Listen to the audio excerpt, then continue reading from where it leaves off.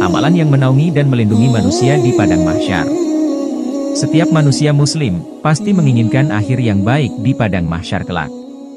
Tentu untuk mendapatkan akhir yang baik di padang mahsyar, harus melakukan amalan yang memudahkan manusia agar selamat dari panasnya matahari di tempat tersebut.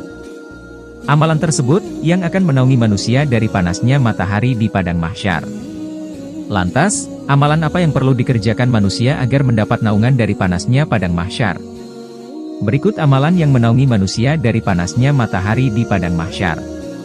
Cara agar mendapatkan naungan di padang mahsyar.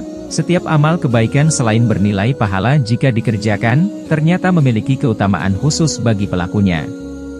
Keutamaan itu dapat dirasakan ketika di dunia, di alam kubur, dan kelak ketika di akhirat.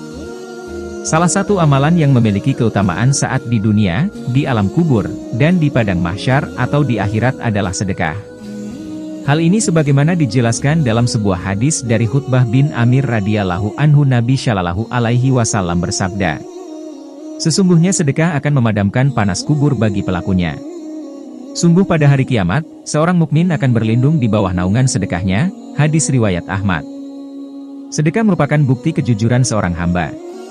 Orang yang gemar bersedekah berarti ia mengerti bahwa setiap harta yang dimiliki terdapat hak bagi orang-orang yang membutuhkan.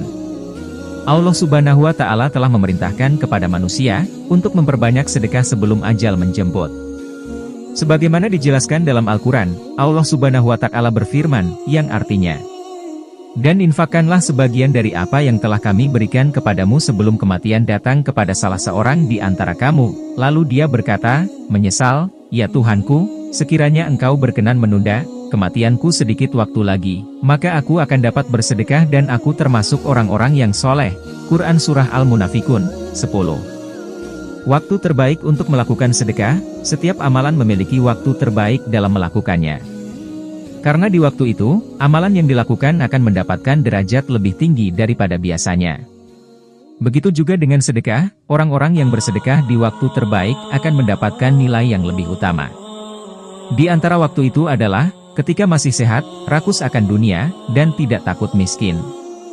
Dalam sebuah hadis Rasulullah Shallallahu alaihi wasallam bersabda, dari Abu Hurairah radhiyallahu anhu, bahwa ada seseorang yang bertanya kepada Nabi Shallallahu alaihi wasallam, "Sedekah seperti apakah yang paling besar pahalanya?" Beliau menjawab, "Engkau bersedekah ketika kamu masih sehat, rakus dengan dunia, takut miskin dan bercita-cita menjadi orang kaya.